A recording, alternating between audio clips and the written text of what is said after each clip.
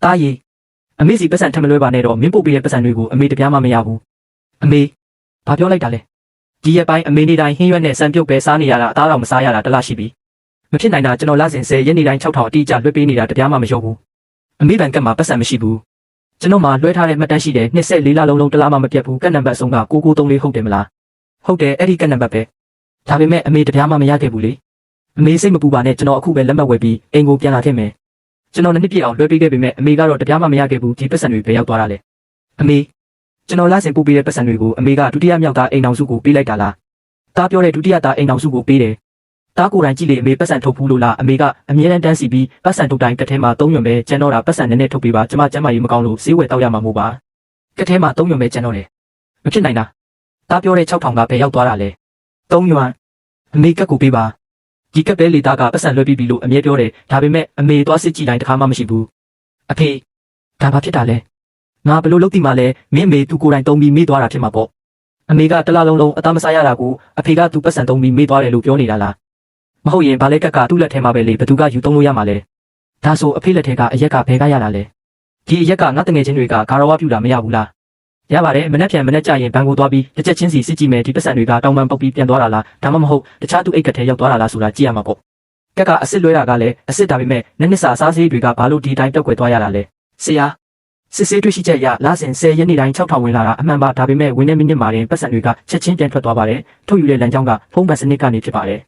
မဖြစ်နိုင်တာငါကဖုန်းဘတ်စနစ်ဆိုတာဘာမှတော့မသိဘူးစာတော်သိမဖတ်တတ်တာအန်ဒီစိတ်မပူပါနဲ့ဒီကက်မှာချိတ်ဆက်ထားတဲ့အတီးပေးချက်ဖုန်းနံပါတ်က183နဲ့စပြီး95နဲ့ဆုံးပါတယ်အန်ဒီနံပါတ်ဟုတ်ပါသလားဒါအမေနံပါတ်မဟုတ်ဘူးအမေဒီနံပါတ်ကိုတစ်ခါမှမမြင်ဘူးခဏဆောင်ပါကျမစစ်ကြည့်ပေးပါမယ်ဒီကက်ပါရှင်ကရှုမှန်ပါရှုမှန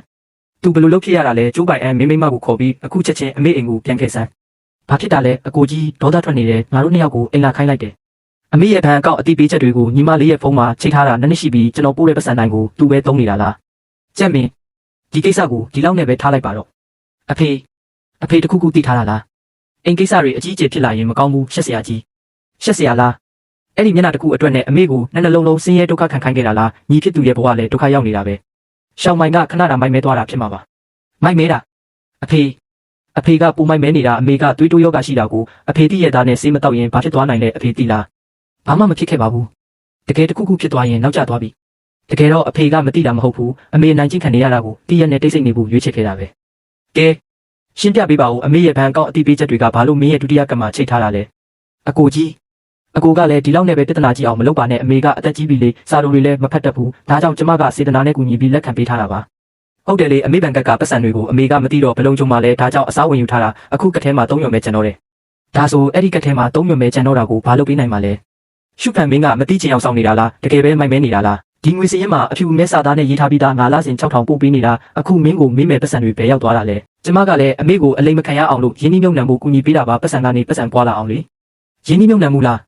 းအဲ့ဒီစာရွက်တွေဘယ်မှာလဲယူလာခဲ့စမ်းကကြည့်မယ်အကိုကြီးတလောက်ကိုပတ်စံနည်းနည်းလေးပို့တာကိုဒီလောက်ထိစစ်ဆေးမင်းမြန်းနေတာလားအဖေလည်းရှိနေတာပဲအကိုကြီးကအိမ်တော်ဦးစီးမဟုတ်ဘူးနော်ကျုံမိသားစုရဲ့ဦးစီးကငါမဟုတ်တာသိတယ်ဒါပေမဲ့ငါပတ်စံကတော့ငါတာဝန်ပဲနောက်ဆုံးတစ်ခါထပ်မင်းမယ်အမေပတ်စံတွေပဲရောက်သွားတာလေငါသူ့အစားစီမံပေးတာမရဘူးလားအရင်တုန်းကလည်းအဖေပဲစီမံတာလေအခုတယောက်ပြောင်းစီမံတာဘာဖြစ်လဲမင်းတာကိုစီမံတယ်လို့မခေါ်ဘူးမင်းတာကိုခိုးတာလို့ခေါ်တယ်ဒီ6000ထဲမှာ2000ကအမေစေးဖို့လေအကုန်ယူလိုက်ပြီးတရားမှမကြံထားခဲ့တာမင်းလည်းသိတာပဲကျိုးပိုင်အန်မင်းအမေလည်းဖြစ်တယ်လေမင်းမိမကအမေကိုဒီလောက်ထိလုပ်နေတာကိုဘာလို့ကြည့်နေတာလဲကျွန်တော်မသိဘူးရှောင်းမိုင်ကအမေကိုဒီလောက်ထိလုပ်လိုက်မယ်လို့မထင်တာဘူးမင်းမသိတာမဟုတ်ဘူးမင်းကဂယုမဆိုင်တာအမေတည်သွားပြီးမင်းနေရာရဖို့ပဲမျှော်လင့်နေတာရှောင်းမိုင်အကိုကြီးပြောတာတကယ်လားမဟုတ်ဘူးပိုင်အန်ကျမပြောတာနားထောင်ပါတော်ပြီမင်းရဲ့စင်ကြီးတွေကိုငါနားမထောင်ချင်တော့ဘူးမနှက်ပြန်မနှက်9နာရီဒီနေရာမှာပဲအမေရဲ့ပတ်စံကိုပဲဖြစ်ဖြစ်ဒါမှမဟုတ်ရင်းနှီးမြှုပ်နှံမှုစာချုပ်ကိုပဲဖြစ်ဖြစ်ယူလာခဲ့ရှုမိုင်ကရင်းနှီးမြှုပ်နှံမှုအကြောင်းပဲပြောနေပေမဲ့စာရွက်တရွက်မှမပြနိုင်ဘူးသူဘာတွေကိုဖုံးကွယ်ထားတာလဲအကိုကြီးအမေပတ်စံတွေကအန်ရွယ်နီးပညာကုမ္ပဏီကိုရောက်သွားတယ်ဒီကုမ္ပဏီကဘယ်သူဟာလဲရှုမိုင်ရဲ့ညီကိုတွေပိုင်တာအကိုကြီးကျမပတ်စံတွေကိုအလကားမဖြုံးပါဘူးကျမမောင်ရဲ့ကုမ္ပဏီကိုလှည့်ပတ်သုံးဖို့ခဏချိလိုက်တာပါလှည့်ပတ်သုံးဖို့အတွက်ငွေဝင်လာတဲ့မိနစ်မှာတင်ချက်ချင်းလွှဲရတာလားနှလုံးတစ်စက်မှမပေါက်ကြအောင်ဖုံးကွယ်ထားတာလားမင်းရဲ့ဖုန်းကိုစစ်ဆေးလို့ရမလားဘာလို့စစ်ရမှာလဲအေးလေဖုန်းမစစ်တော့ဘူးဒါဆိုအမေရဲ့ဘဏ်ကလှုပ်ဝက်နံပါတ်ကဘာလဲသူမမှတ်မိဘူးလေအမြဲတမ်းမှတ်ပုံတင်နံပါတ်အဆုံးကိုပဲသုံးတာငါရဲ့မှတ်ပုံတင်နံပါတ်အဆုံးကိုမင်းဘယ်လိုလုပ်သိတာလဲငါဘယ်တော့မှမပြောခဲ့ဘူးနော်အမေအရင်တုန်းကအမေပြောမိမှာပေါ့မဟုတ်ဘူးငါဘယ်တော့မှမပြောဘူးဒီလောက်စာတော့ငါမဖတ်တတ်တာဒါကြောင့်မင်းကပတ်စံစီမံပေးတာမဟုတ်ဘူးအရင်ကတည်းကအကျိုးတင်ပြင်ဆင်ပြီးခိုးနေတာ ကျမမဟုတ်ဘူးရှုမိုင်တကယ်ပဲမင်းငါပတ်စံတွေကိုယူသွားတာလားရှုမိုင်မင်းနောက်ွယ်မှာဘာတွေလုပ်နေတာလဲကျမပြောပြီးသားလေလက်ပတ်သုံးဖို့အတွက်ဘာဖြစ်လဲနောက်မှပြန်ဆက်မှာလေနောက်မှဆိုတာနှစ်နှလုံးလုံးမင်းပြန်ဆက်ဖို့စိတ်ကူးရှိလားအဲ့ဒီပတ်စံတွေကအမေရဲ့အသက်ကယ်ဆေးဖို့တက်ကြီးရွယ်ဦးပတ်စံတွေလေအမေနှစ်နှလုံးလုံးစံပြုတ်ပဲစားနေရတာမင်းသိလားမင်းဘယ်လောက်ယူထားတာလဲတစ်လ6000နှစ်ဆိုစုစုပေါင်း3,400,000ဒီလောက်တောင်လားရှုမိုင်မင်းကတကယ်ကိုထူးချွန်တာပဲအဖေကျမလည်းနီးလက်မရှိတော့ဘူးကျမမောင်ရဲ့ကုမ္ပဏီကပြဿနာတက်နေလို့အမေကမင်းကိုတောင်းပန်ပြီးတောင်းဆိုနေတာကိုမင်းကအမေဆေးဖို့တွေကိုယူပြီးမောင်းဖြစ်သူကိုတွားဖြစ်ပေးတာလားရှုမိုင်ငါမင်းနဲ့ကွာရှင်းမယ်ကျမမှန်မှန်သိပါပြီကျမကိုမစွန့်ပစ်ပါနဲ့မင်းတို့နှစ်ယောက်ကိစ္စနောက်မှရှင်းအရင်ဆုံးအမေပတ်စံကိစ္စကိုဘယ်လိုဖြေရှင်းမလဲပြောဒီအချိန်မှာပဲစကားမပြောနိုင်တော့ပဲအဖေရုတ်တရက်ရင်ဘက်ကိုဖိပြီးလဲကျသွားတယ်ဒါကတိုက်ဆိုင်မှုလားဒါမှမဟုတ်တမင်လောက်တာလားနှလုံးထပ်ပေါက်တာပါအသက်အန္တရာယ်မရှိတော့ပါဘူးတက်ကြီးရွယ်အိုကိုနောက်ထပ်စိတ်ဖိစီးမှုမပေးပါနဲ့တော့အမေဒီကိစ္စကိုအမေဘယ်လိုဖြေရှင်းချင်လဲအဖေကအမြဲတမ်းအိမ်တွင်းရေးတာရဖို့ပဲပြောတယ်ဒါပေမဲ့ဒီအိမ်မှာဆက်ပြီးဒီလိုဖြစ်နေရင်ခံရမှာကအမေပဲကောင်းပြီဒါဆိုကျွန်တော်တို့ရဲစခန်းသွားတိုင်မယ်အမေရဲစခန်းသွားတိုင်ရင်ပြဿနာကြီးသွားလိမ့်မယ်ရှုမိုင်လည်းနာမည်ပြတ်သွားလိမ့်မယ်သူငါပတ်စံတွေကိုယူလုံးကရောငါအကြောင်းစဉ်းစားခဲ့လားမင်္ဂလာပါရဲရရှိခင်ဗျာကျွန်တော်တိုင်ကြားချင်ပါတယ်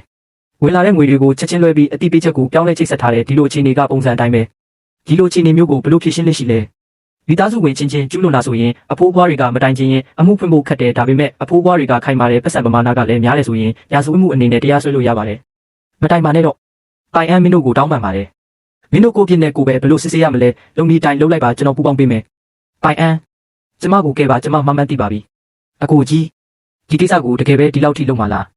ဒီနေရာထိရောက်အောင်လုပ်ခဲ့တဲ့သူကငါမဟုတ်ဘူးမင်းပါလာလုပ်တာလဲအဖေစေးုံတက်ရတဲ့ဈေးတွေကျမအရင်ပေးလိုက်မယ်မင်းပတ်စံကငါပတ်စံပဲမဟုတ်ဘူးလားသိပါတယ်ပြီးတော့ဒီဇိုင်ပြုတ်ကကျမကိုယ်တိုင်ချက်ထားတာပါအခုဘသူကိုပြနေတာလဲပြတာမဟုတ်ပါဘူးမှန်မှန်သိလို့ပြန်ပြင်ဖို့ကြိုးစားတာပါအခုပြောနေတာဘာသုံးဝင်မှာလဲအသုံးမဝင်ပေမဲ့ဘာမှမလုပ်တာထက်စာရင်ပိုကောင်းပါတယ်မင်းကအရင်တိုင်းပဲပါဇက်ကတော့ချိုးနေတာပဲအမေတောင်းပန်ပါတယ်ကျမမှားပါတယ်ကျမအမှားလုပ်မိတာပါပတ်စံတွေအကုန်ယူသွားမိတာအမေကျမကိုရိုက်မလားဆဲမလားကြိုက်တယ်လို့လုပ်ပါ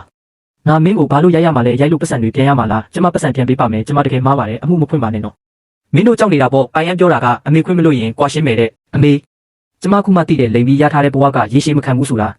ထားလိုက်တော့ဒူးထောင်နေတာအသုံးမဝင်ဘူးတကယ်နောင်တရရင်ပေးရမှာတွေကိုပေးလိုက်ပြင်ရမှာတွေကိုပြင်လိုက်ရှုဖူးကွေငါပတ်စံတွေကိုအခုချက်ချင်းပြန်ပေးရမယ်အဲ့ဒါငါရောက်ခမရဲ့အသက်ကယ်ပတ်စံတွေအမကျွန်တော်မှာဘယ်ကပတ်စံရှိမှလဲအမပတ်စံတွေကရင်းနှီးမြှုပ်နှံမှုမှာအကုန်ရှုံးသွားတာပါမဖြစ်နိုင်တာရှုဖူးကွေမင်းမပြန်ပေးရင်ငါဒီကိစ္စကိုပိုကြီးသွားအောင်လုပ်မယ်သွားလို့လေဘယ်လိုပဲဖြစ်ဖြစ်မင်းရောက်ခမပတ်စံခိုးတာကငါထပ်ပို့ပြီးကြည့်ရဆိုတာပဲမင်းပတ်စံပြန်မပေးရင်မင်းကုမ္ပဏီကကိစ္စတွေကိုငါအကုန်ဖော်ထုတ်ပြင်မယ်ကောင်းပြ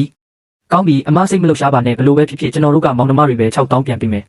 အမပေးတဲ့ပတ်စံတွေအကုန်ရှုံးသွားတာအခုငါလည်းပတ်စံရေးတကြီးလို့နေတာငါမိမရဲ့လက်ဝတ်ရတနာတွေကိုပဲရောင်းပြီးအစားပေးလိုက်မယ်ငါစီကတသိန်းကျော်ယူထားတာလေဘယ်လိုပဲဖြစ်ဖြစ်ဒီလောက်ပဲရမယ်ရဲစခန်းသွားတိုင်းလည်း6000ပဲရမှာ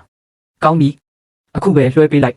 ရှုမိုင်ကနောက်ဆုံးတော့ပတ်စံတွေကိုပြန်ပေးဖို့စတင်လှုပ်ဆောင်နေတာပဲဒါပေမဲ့သူတကယ်ပဲကြောက်လို့လားဒါမှမဟုတ်တတိဝင်လာလားမသိတော့ပါအကိုကြီးကျွန်တော်တို့တောင်းပန်ပါတယ်ရှုမိုင်ကတကယ်နောင်တရနေတာပါအကိုကြီးရှုမိုင်ကိုထောင်မကြအောင်လုပ်ပေးလို့မရဘူးလားအခုထိမင်းကမင်းမိမကိုပဲခုခံပေးနေတော့မလားခုခံပေးတာမဟုတ်ပါဘူးရှုမိုင်ကတကယ်နောင်တရနေတာပါပါစံနဲ့ပဲပြောနေတာလားမဟုတ်ပါဘူးအကိုကြီးသူကြီးဖြစ်သူကလည်းပတ်စံတွေပြန်ပေးနေပြီးတော့ရှုမိုင်ကကားကိုရောင်းဖို့လိုင်းပေါ်တင်ထားလိုက်ပြီ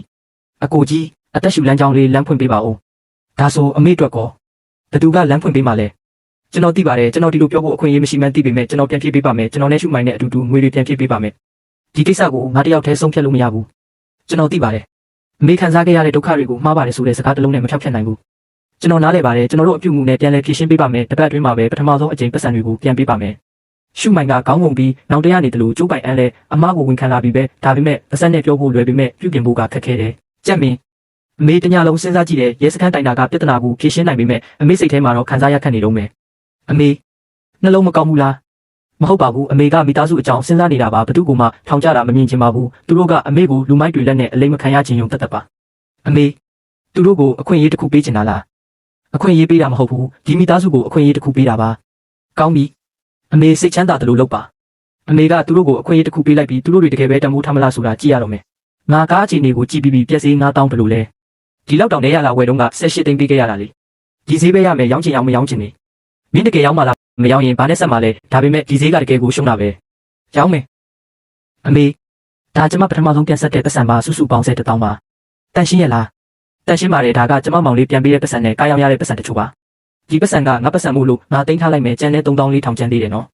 ဟုတ်ကဲ့ကျွန်မသိပါတယ်ကျန်တဲ့ပတ်စံကိုကျွန်မနဲ့ပိုင်အန်ဖြည်းဖြည်းချင်းပြန်ဆက်ပါမယ်အမေစိတ်မချရင်အကျွေးစာချုပ်ရေးပေးလို့ရပါတယ်မလိုဘူးငါမှတက်တည်ရှိတယ်မင်းငါကိုထပ်ပြီးလှည့်စားမှာမကြောက်ဘူးစုဆောင်းငွေကိစ္စကတော့ရွှေမက်ကျန်တဲ့ပတ်စံကိုဆက်ပြီးရင်ဒီတိုင်းပဲထားလိုက်မယ်ဒါပေမဲ့ဒီနေ့ကစပြီးအိမ်မှာစီကန်းတစ်ပြင်ထုတ်ရမယ်ဘာစီကန်းလဲအမေရဲ့ဘဏ်ကတ်နဲ့ဖုန်းလိုဝက်နံပါတ်အားလုံးကိုအမေကိုယ်တိုင်ထိမ့်သိမ့်မယ်ဘယ်သူမှကိုစားမထိန်ရဘူးဟုတ်တယ်ငါကိုယ်တိုင်ထိမ့်မယ်ဒါပြဿနာမရှိပါဘူးနောက်ကြရင်လစဉ်လူနေမှုစည်းရေးဝင်တာနဲ့အမျှပြန်ဆက်တဲ့မှတ်တမ်းနဲ့စည်းရေးအားလုံးကိုအဲ့ဒီနေ့မှာတည်းအတီးပြုစစ်ဆေးရမယ်ဘယ်သူမှလှည့်စားလို့မရစေရဘူးရပါတယ်အိမ်မှာဘလို့အခြေအနေမျိုးပဲဖြစ်ဖြစ်လူကြီးရဲ့ပတ်စံကိုမထိရဘူးဘယ်သူမှဆိုထပ်ပြီးလိန်ရင်ဒီအိမ်ကတကယ်ပဲပြိုကွဲပြီးကြက်မင်းပြောတာမှန်တယ်အရင်ကအဖေမိုက်မဲခဲ့လို့အမြဲတမ်းမိသားစုပဲဆိုပြီးမျက်နှာပြက်ရမှာကြောက်လို့မင်းအမေကိုဒီလောက်ဒုက္ခခံခိုင်းခဲ့တာနောက်ကြရင်အမေကိုတယောက်တည်းဒုက္ခမခံခိုင်းပါနဲ့တော့ကောင်းပြီအားလုံးသဘောတူရင်လက်မှတ်ထိုးကြကျွန်တော်လည်းထိုးမယ်အရင်ကမိသားစုချင်းဆိုတော့စရင်တိတ်ရှင်းစရာမလိုဘူးလို့အမြဲတွေးခဲ့တာအခုမှငါသိရတော့တယ်တေးသေးချာချာမရှိရင်ဒုက္ခရောက်မှာကအမြဲတမ်းအတိခံဆုံးလူပဲဖြစ်လိမ့်မယ်စီကန်းတော့ထုတ်လိုက်ပြီးဒါဆိုနောက်ဘသူကစီကန်းအရင်ဖောက်မလဲကြည့်ရအောင်မင်းမနဲ့စောစောစီစီဘာလာလောက်တာလဲအမေကျမအကင်ဆိုင်လေးဖွင့်ချင်လို့မင်းကအကင်ဆိုင်ဖွင့်ချင်တယ်ဟုတ်လားကျမစဉ်းစားပြီးအခုကျမလက်ထဲမှာရောင်းလို့ရတာတွေအကုန်ရောင်းလိုက်ပြီးဒါပေမဲ့4000ကျော်လိုသေးတယ်ကျိုးပိုင်အန်တယောက်တည်းလာစားနေဆိုရင်အရင်နေတယ်ကျမကိုယ်တိုင်ရှာချင်လို့ဒါဆိုရင်မင်းလုပ်တယ်လို့လားကျမမတက်ဘူးဒါကြောင့်တင်ရမှာပေါ့မေအမေကဟင်းချက်တာအရသာရှိတယ်လေကျမအမေစီကတင်ချင်လို့မင်းကငါ့ကိုအလုပ်ကူလုပ်ခိုင်းတာလားအမေကိုကိုစားလုပ်ခိုင်းတာမဟုတ်ပါဘူးကျမအမေကိုတင်ပေးဖို့တောင်းပန်တာပါနောက်ကြရင်ကျမကိုယ်တိုင်ဆိုင်ထွက်ပြီးရှာရတဲ့ပတ်စံနဲ့အိမ်ကတွင်းကိုဖြစ်ပါမယ်မင်းကအရင်ကဒီမီကိုနန့်တွေကိုနန်းနဲ့ညစ်ပတ်တယ်ပင်မနဲ့လို့ပြောခဲ့တာမဟုတ်ဘူးလားအရင်ကကျမမစင်ကျင်ခဲ့လို့ပါအမြဲတမ်းပိုင်ရန်ရှိနေတာပဲဆိုပြီးကိုယ့်တဘောကိုဆောင်ခဲ့တာဒါပေမဲ့ဒီကာလအတွင်းသူနေတိုင်းညဖက်အချိန်ပိုဆင်းနေတာကိုကြည့်ပြီးကျမတကယ်ရင်နာရတယ်ငါမပင်ပန်းပါဘူးနောက်ကြရင်ငါနေ့ဖက်အလုပ်လုပ်မယ်ညဖက်အလုပ်ဆင်းရင်မင်းနဲ့တူဆိုင်ထွက်ပေးမယ်ကောင်းပြီဒါဆိုမင်းတို့အရင်ပြန်ကြဟင်းသီးဟင်းရွက်တွေပြင်ဆင်ထားငါမနှက်ပြန်မနှက်လာခဲ့မယ်အရန်ကောင်းတာပဲအမေကျေးဇူးတင်ပါတယ်ညနေနေပြီးသွားနာတော့လေပိုင်အန်အရင်ကငါတနက်ကို330တာအခုငါ3ယွန်တန်ချက်တောင်ပန်တောင်တေချာမกินတတ်ဘူးအမြန်ထားတော့စောစောနာရအောင်ဒါပေမဲ့ကျမမပြီးသေးဘူးလေဒါဆိုမင်းမနှက်ပြန်ဆိုင်ထွက်အောင်မလားထွက်မှာပေါ့ဒါပေမဲ့ဒီလိုပုံစံဖြစ်နေရင်လူဝဲမှာမဟုတ်ဘူးအမေကမနှက်ပြန်လာတင်ပေးမယ်လို့ပြောထားတယ်မလားအခုဘာလို့ရှောက်လုပ်နေတာလဲအမေကတင်ပေးချင်တာကသူ့စိတ်ကောင်းလို့ကျမကိုယ်တိုင်အရင်နှလုံးသွင်းရမယ်လေအဲ့ဒါလည်းဟုတ်တာပဲဒါဆိုငါမင်းနဲ့အတူတူပြင်ပေးမယ်မင်းတို့မနေ့ညကဘယ်နှစ်နာရီကအိတ်တာလဲ3နာရီပါငါနောက်လိုက်ခဲ့ဟင်းချက်တာအထူးသဖြင့်အကင်ဆိုတာအစားအစာကိုကြက်အောင်ကင်ယုံတင်မကဘူးမိခဲကလည်းကြီးလေကောင်းလေမဟုတ်ဘူးကျမသိပါတယ်ကြည်ထားငါအရင်ဆုံးဟင်းသီးဟင်းရွက်လိတာတင်ပေးမယ်ကောင်းပြီဓာတ်ကင်နဲ့လက်ကဝတ်ကတောက်မနေစေနဲ့ဒီတန်တုံးကလူမသိဘူးမင်းသူနဲ့အားပြိုင်လေသူဓာတ်တန်ရပူပြင်းလေပဲဒီလိုဓာတ်သွားအပြင်ဘက်လက်ကဝတ်ဆွဲအမေကျမထပ်ဆန်းကြည့်မယ်ဒီဟင်းသီးဟင်းရွက်ကတိတ်ပြီးအပါကြီးမလိရဘူးပါရင်6လွယ်တဲ့တစ်ခေါက်လိုပဲအထူးကြီးလည်းမဖြစ်ရဘူးကင်ရင်မချက်ဘူးအရသာမဝင်ဘူးမှတ်ထားအမေမြည်ကြည့်ပါဦးဘလို့လဲစားများတယ်ခင်တာလဲလွန်သွားတယ်ဒါပေမဲ့စားလို့ရပါတယ်ငါပထမဆုံးလုပ်တာထက်စားရင်တော်သေးတယ်ကျေးဇူးတင်ပါတယ်အမေမင်းလုပ်ဖို့ဆုံးဖြတ်ပြီးရင်တဝက်တစ်ပြက်နဲ့မရက်ပြစ်နဲ့နောင်ကြရင်ဖြက်လန်းလိုက်ဖို့မတွေးနဲ့တော့လမ်းကောက်ကိုတစ်ခါလျှောက်ရင်တစ်သက်လုံးမှတ်ထားရလိမ့်မယ်ကျမမှတ်ထားပါမယ်ရွှေမက်တကယ်ပဲအကင်ဆိုင်ဖွင့်ဖို့ဆုံးဖြတ်လိုက်ပြီးဒါပေမဲ့သူ့လိုတစ်ခါမှဒုက္ခမခံဘူးတဲ့လူကဒီဆိုင်လေးကိုတကယ်ထိန်းထားနိုင်ပါမလားဒီနေ့ဘယ်လောက်ရလဲအခုပဲစည်ရင်တွဲရအောင်အသားကင်183တုပ်ရောင်းရတယ်ဟင်းသီးဟင်းရွက်ကင်358တုပ်ပြီးတော့ကမာကောင်73ကောင်အဲ့ဒါလည်းထည့်တွက်လိုက်စုစုပေါင်းဝင်ငွေ996ယွမ်အများကြီးပဲဒါဆိုအရင်ကောဈေးရောက်တာကဒီနေ့လက်ထဲမှာပတ်စံဘယ်လောက်ရလဲဆိုတာကိုအမျက်လို့ခေါ်တာမဟုတ်ဘူးဟင်းသီးဟင်းရွက်အသားတုပ်ကတ်ပြီးတော့မိဖို့စာရွက်အိတ်ဒါတွေအကုန်လုံးထည့်တွက်ရမယ်ကျမတိတိကျကျမတွက်ရသေးဘူးဒါဆိုဒီနေ့ကစပြီးတင်းအရင်ကမင်းမစင်မချင်းရဲရဲတင်းတင်းဖြုံးရဲတာကမင်းကိုယ်တိုင်ရှာတဲ့ပတ်စံမဟုတ်လို့အခုမတူတော့ဘူးနောက်ကြရင်တရားချင်းစီတိတိကျကျရှင်းနေရမယ်ဒါဆိုဒီနေ့ဓာတ်တွေကအရင်ဆုံးအရင်တွက်ပြီးမှအသားတင်အမျက်ဟုတ်တယ်မလားဟုတ်တယ်တိတိကျကျကြည့်ထားမင်းတစ်နေ့လုံးပင်ပန်းပန်းလုပ်လို့တကယ်ရတာက482ယွမ်ပဲ482ယွမ်ပဲလားနဲတယ်လို့ထင်လို့လားနဲလို့မဟုတ်ပါဘူးကျမအရင်ကပတ်စံ3တာအရမ်းမြန်ခဲ့တော့400ကျော်ကိုဒီလောက်ပင်ပန်းပန်းရှာရလိမ့်မယ်လို့တခါမှမတွေးဘူးပတ်စံကတကယ်ပဲလေထဲကလွတ်လာတာမဟုတ်ဘူးပဲဟုတ်တယ်ပတ်စံရှာရတာပင်ပန်းတယ်ဒါပေမဲ့တချို့လူတွေကသူများပတ်စံ3ရရင်ဘယ်တော့မှနှမျောလေးမရှိဘူးအမေဒီပတ်စံကိုအရင်ဆုံးပြန်ဆက်မဲ့စည်ရင်နဲ့ထည့်လိုက်ပါဦးတကယ်ထက်မှလားနောက်ကြရင်နေတိုင်းထည့်ရမှာနော်ဒီနေ့482ယွမ်မနက်ဖြန်100ယွမ်ပဲဖြစ်နိုင်တယ်လို့တမ်ဘက်ခါရှုံးရင်လည်းရှုံးသွားနိုင်တယ်မင်းတောက်ခံနိုင်ပါမလားကျမတောက်ခံနိုင်ပါတယ်မနက်ဖြန်မွန်းလွဲပိုင်းမနာတော့ပဲညဘက်အတွက်ပစ္စည်းတွေကျူးပြင်ဆင်ထားမယ်လုပ်ပြီးမှတော့ဇွဲမလျှော့နဲ့ဟုတ်ကဲ့ကျွန်တော်ညဘက်ကြရင်စပွဲတွေစိုင်းဘုတ်တွေသွားတယ်မဲ့ပို့ပြီးမျက်စိကျစရာကောင်းတဲ့စိုင်းဘုတ်တစ်ခုထပ်လုပ်လို့ရမလားကြည့်ရအောင်ဒီ482ယွမ်ကမများပေမဲ့ပြီးခဲ့တဲ့နှစ်အတွင်းရခဲ့တဲ့ဘယ်ပတ်စံထက်မဆိုပို့ပြီးစစ်မှန်တယ်ပထမဆုံးစည်ရင်းကိုနောက်ဆုံးတော့တိတိကျကျမှတ်သားနိုင်ခဲ့ပြီးအကင်ဆိုင်ကဆက်ပြီးဖွင့်နိုင်ပါမလားမနက်ဖြန်စီးပွားရေးကပို့ပြီးခက်ခဲမလားဘယ်သူမှမသိနိုင်ဘူးအမေနောက်ဆုံးတစ်ချိန်အကုန်ဆက်ပြီးပါပြီအကိုကြီးကြည့်ပါဦးတချောင်းချင်းစီတိတိကျကျမှတ်ထားတာပတ်စံဆက်ပြီးရင်ပြီးတာပဲမင်းဘဝကိုတက်တက်မမတ်ဖြတ်တန်းနိုင်တာကိုမြင်ရတာကပတ်စံဆက်တာထက်ပိုအရေးကြီးတယ်ကျမသိပါတယ်အကိုကြီးမှတ်ထားပါမယ်အကိုကြီးညီးကြည့်ပါဦးဒီနေ့အသားကရွှေမတ်မနက်4နာရီကလေးကထားပြီးလက်ကားစည်းကနေတွားယူလာတာအရသာရှိတယ်အမေ မြည်ကြည့်ပါဦးဒီနေ့ဟင်းရအစ်ဘလို့လဲရပါတယ်အမေရပါတယ်ဆိုတဲ့စကားကသူ့ကိုချီးကျူးလိုက်တာပဲအခုမှကျွန်တော်နားလည်သွားတယ်မိဘတွေအလိုအဆုံးကအနားမှာရှိနေပေးဖို့ပဲဆိုတာအခုလို့ဆိုရင်တကယ်ကောင်းပါတယ်တထေးမမင်းတို့အိမ်ကအကင်ကတကယ်ကိုစစ်မှန်တဲ့အရာတာကအယမ်းမိုက်တယ်အရာတာရှိရင်ခဏခဏလာခဲ့ပါဦးရွှေသူထေးအနောက်ရှက်ပေးမိပြီးကျွန်တော်ကဝေယွန်စားတောက်ကုန်ကလူဟုံယွန်ပါဆိုင်ခွဲသုံးစဲကြော်ဖွင့်ထားတဲ့ဝေယွန်လာ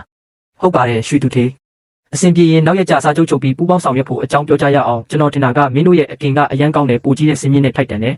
သူထေးကျွန်တော်กินထားတဲ့ခရမ်းကျင်တီးရပြီလားအခုရပါပြီလူဟုံယွန်အားနာလိုက်တာကျွန်မအလုပ်ရှုပ်နေလို့မလောပါနဲ့အရင်လောက်ပါနောက်မှကျွန်တော်လက်ထောက်ရှောင်းချန်ကိုမင်းနဲ့ဆက်သွယ်ခိုင်းလိုက်မယ်ရွှေမတ်ဆိုင်ခွဲတဲ့သူများကဆိုင်ခွဲဖွင့်ဖို့ပြောနေတာငါတို့ပေါက်တော့မယ်အရင်စိတ်မလှုပ်ရှားနဲ့ဦးအကင်တွေမယောင်းရသေးဘူးဆိုင်ခွဲကဘသူဖွင့်ပေးမှလဲမင်းတို့ပဲဒီဇိုင်းပါဝင်မရှုံနဲ့ဒီနေ့အသားတင်930ရတယ်ကျမတကယ်ပဲဘဝကိုကောင်းကောင်းဖြတ်တန်းနိုင်ပြီလားဒီနေ့အဲ့ဒီတထေးကြီးကငါတို့ကိုပို့ပြီးရှာပေးနိုင်မလားအကိုကြီးဒီနေ့တယောက်ကကျွန်တော်တို့ကိုဝေယွန်စားတောက်ကုန်နဲ့ပူပေါင်းမှုလာရှာတဲ့အကိုကြီးကြားဘူးလားကုမ္ပဏီကြီးလေကျိုးပိုင်အန်ဒီကိစ္စမဟုတ်သေးဘူးမင်းမတိနဲ့အကိုကြီးကလည်းဘာကြောက်တာလဲသူများကကုမ္ပဏီကြီးလေမိုးပေါ်ကနေမုန်းကြမလားဘူးသူကဘာမို့လို့မင်းကိုအလကားပတ်စံရှာပေးမှလဲတိပြီအကိုကြီးပြန်လာမှပြောကြတာပေါ့ဒီရုပ်တရက်ရောက်လာတဲ့စာချုပ်ကအခွင့်အရေးလားဒါမှမဟုတ်အကျိုးမြတ်တွေဖုံးကွယ်ထားတဲ့ဝန်ပလွေဆိုလားဒီကုမ္ပဏီက3နှစ်အတွင်းမှာတင်အငင်းပွားမှု9ကြိမ်ရှိခဲ့တယ်အရင်ကဆိုင်ခွဲဖွင့်တဲ့လူတွေကသူတို့နဲ့တရားစွဲတာမနိုင်တဲ့အပြင်ဆိုင်မှာပိတ်လိုက်ရတယ်အဲ့ဒီဆိုင်ရဲ့ပြဿနာဖြစ်နိုင်တာပဲလေဆိုင်တစ်ဆိုင်တည်းမဟုတ်ဘူးအားလုံးကဝေယွန်စားတောက်ကုန်ကကြော်ညာတူလုပ်တဲ့ဖော်မြူလာကိုအတင်းကျပ်ပြောင်းခိုင်းတယ်လို့ပြောနေကြတာအတိုင်းတာကြီးမားလာရင်တူညီအောင်လုပ်ရတာနေမှာပေါ့တူညီအောင်လုပ်ဖို့ဖော်မြူလာကိုပြောင်းလိုက်ရင်အဲ့ဒါငါတို့ရဲ့အကျိုးမိသားစုရဲ့အကင်ကဟုတ်သေးလားပြီးတော့မင်းတို့ဒီစာချုပ်ပါအချက်လက်တွေကိုကြည့်ဦးမင်းတို့တို့ဖူးလားငါတို့တစ်နှစ်ကို9သိန်းရောက်ရရင်စီမံခန့်ခွဲထားတဲ့ပစ္စည်းဝယ်တဲ့အပူဈေးတင်မှုတင်9000 8000အစားခံရမှာတိတ်မများပါဘူးဒါတွေကရေးထားတာပဲရှိသေးတာမရေးထားတဲ့ကြော်ညာကဆိုင်ကန်းကပြီးတော့အကိုကြီးကငါတို့နှစ်ယောက်ကိုအလုပ်ကြီးမလုပ်နိုင်ဘူးလို့ပဲထင်နေတာလားငါကမင်းတို့တွင်းတစ်ခုတည်းကနေခုမှတက်လာပြီးနောက်တွင်းတစ်ခုလေးထက်ကြမှာဆိုလို့မင်းအကိုပြောတာမှန်တယ်ငါတို့ရဲ့ဒီဇိုင်းကမနေ့ကတည်းကညအထိချွေးနဲ့လဲပြီးရလာတာတတိထားမင်းတို့တကယ်ပူပေါင်းခြင်းရင်အရင်ဆုံးဒီစရင်ကိုတိတိကျကျတွက်အမျက်နှုံးကုန်ကြစရိတ်တိဆောက်ပုံပူပေါင်းပြီးရင်ဘယ်လောက်ကိုရှာနိုင်မလဲစွန့်စားရမှုကဘာလဲတေချာမတွက်နိုင်ရင်မထိုးနဲ့ကောင်းပြီကျွန်တော်တွက်မယ်မင်းအကိုကြီးစကားပြောဆိုကျမ်းတာကိုစိတ်မဆိုးပါနဲ့ကျမစိတ်မဆိုးပါဘူးသူကကျမကိုအလုပ်တစ်ခုခုအောင်မြင်လုပ်နိုင်မယ်လို့ဘယ်တော့မှမယုံကြည်တယ်လို့ခံစားရလို့သူကမင်းကိုမယုံတာမဟုတ်ဘူးမင်းအလိန်ခံရမှာဆိုလို့သူအရင်ကလုပ်ငန်းဆက်လုပ်တုန်းကလည်းသူများကဒီ project ကောင်းတယ်လို့ပြောတာနဲ့လေးသိမ်းရင်လိုက်တာနောက်ဆုံးအဲ့ဒီကုမ္ပဏီကကုမ္ပဏီတူဖြစ်နေလို့ပတ်စံတွေအကုန်ရေးထဲမျောသွားတာကျမတခါမှမကြားဘူးပါလားသူကသတင်းကောင်းပဲပြောပြီးသတင်းဆိုးကိုမျိုးသိထားတတ်တာသူထိုက်ရမယ့်အရာဆိုရင်အသက်နဲ့လဲပြီးထမ်းတက်တာကျမနဲ့ပိုင်အန်ကစမ်းကြည့်ခြင်းုံတင်ပါကိုအားကိုပြီးလမ်းတစ်ခုဖောက်ချင်တာမင်းတို့ကိုမဖောက်ခိုင်းတာမဟုတ်ဘူးသူကလမ်းပေါ်ကတွင်းတွေကိုအတက်နိုင်ဆုံးပို့ပေးချင်တာမင်းတို့ထပ်ပြီးမလဲအောင်လို့ကျမသိပါပြီ